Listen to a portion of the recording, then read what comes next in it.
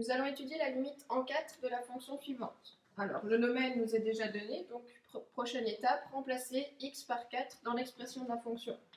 Au numérateur, je vais avoir 3 moins la racine de 5 plus 4, c'est-à-dire racine de 9, ça fait 3, et au dénominateur, j'ai 4 moins 4. Je me retrouve donc avec un cas 0 sur 0, c'est-à-dire un cas indéterminé. Je vais devoir donc factoriser mon expression.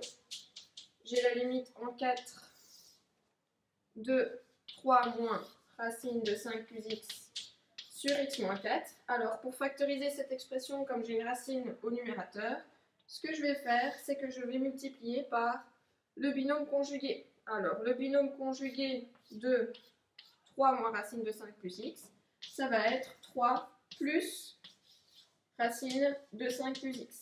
Alors, si je multiplie par ce facteur au-dessus, pour ne rien changer à l'expression, je dois également multiplier par ce facteur au dénominateur. Et j'ai donc l'expression suivante. Alors, le but de cette factorisation était de faire apparaître mon binôme conjugué. J'ai au numérateur a moins b fois a plus ceci est mon b.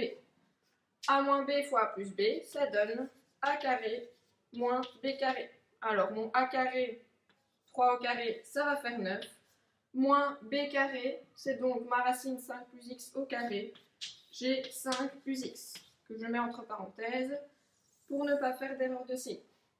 Mon dénominateur, je ne sais pas le changer, donc je le recopie. X moins 4 fois 3 plus racine de 5 plus x. Alors, je dois maintenant simplifier mon numérateur. J'ai un moins devant une parenthèse, donc je vais devoir changer les signes des termes de la parenthèse. Je vais avoir 9 moins 5 moins x sur mon dénominateur qui ne change pas. Voilà. Alors, 9 moins 5, eh bien ça fait 4. Donc je dois étudier la limite 34 de 4 moins x sur x moins 4 fois 3 plus la racine de 5 plus x. Alors, je vois apparaître au numérateur le facteur 4 moins x, alors qu'au dénominateur, j'ai x moins 4. On voit que les signes sont opposés. Alors, pour faire apparaître x moins 4 au-dessus et en dessous, je vais mettre un moins en évidence au numérateur. Alors, si je mets un moins en évidence, je vais avoir dans la parenthèse moins 4 plus x. Et moins 4 plus x et x moins 4, c'est bien la même chose. Je peux donc simplifier mon facteur x moins 4 et x moins 4 au numérateur. Il va me rester moins 1. Il me reste donc la limite en 4 de moins 1 sur 3 plus racine de 5 plus x. Et de nouveau, je vais remplacer x par 4. Au numérateur, j'ai moins 1. Au dénominateur, j'ai 3 plus racine de 9, c'est-à-dire 3. Je trouve moins 1 sixième. Alors, j'ai calculé la limite en 4. J'avais au départ un cas indéterminé, mais finalement, je tombe sur un nombre. Donc, j'ai un point vide de coordonnées 4 moins 1 sixième.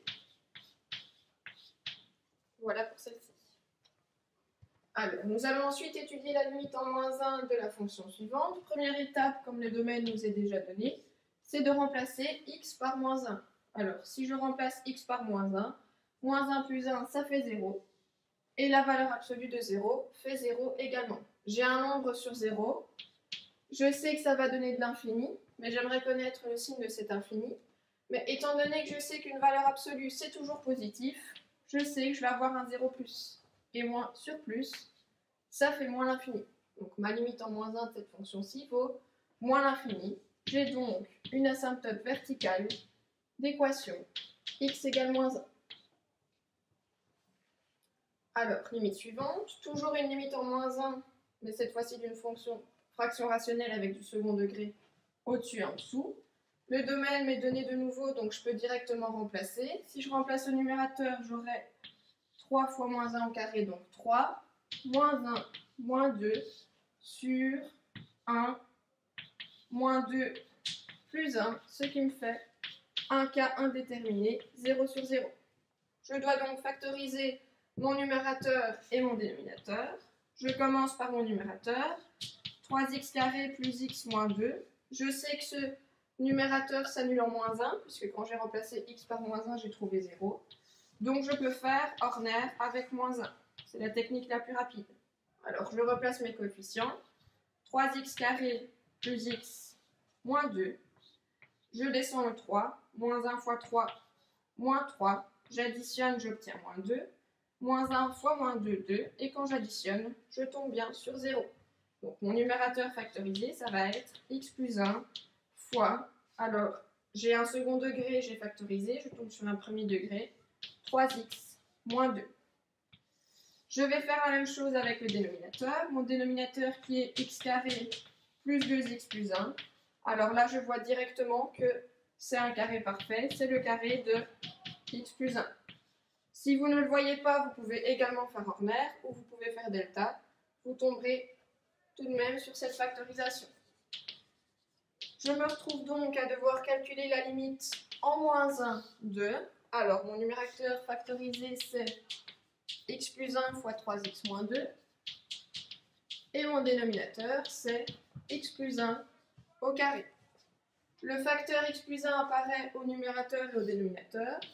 Je peux donc simplifier et il me reste 3x moins 2 sur x plus 1. Je remplace x par moins 1. 3 fois moins 1, moins 3. Donc j'ai moins 3, moins 2 sur moins 1 plus 1, ce qui donne moins 5 sur 0. Alors, un nombre sur 0, on sait que ça fait de l'infini. Et pour savoir si c'est plus ou moins l'infini, il faut faire un tableau de signes du dénominateur. Alors ici, mon dénominateur, c'est x plus 1, fonction du premier degré. Je sais que x plus 1 s'annule en moins 1. Et le signe d'une fonction du premier degré, c'est l'opposé du coefficient de x avant, le signe opposé. Et le même signe à droite. J'ai donc moins 0 plus. Ce qui veut dire que si je me rapproche de moins 1 par la gauche, je vais avoir moins 5 sur un 0 négatif. Juste à gauche, j'ai le signe moins. Et moins sur moins, ça fait plus. Tandis que si je me rapproche de moins 1 par la droite, je vais avoir moins 5 sur un 0 positif. À droite de moins 1, c'est positif. Et moins sur plus, j'aurai moins l'infini. Comme je n'ai pas la même limite à gauche et à droite, ma limite en moins 1 n'existe pas. Mais j'ai trouvé de l'infini, donc je peux en conclure que j'ai une asymptote verticale d'équation x égale moins 1.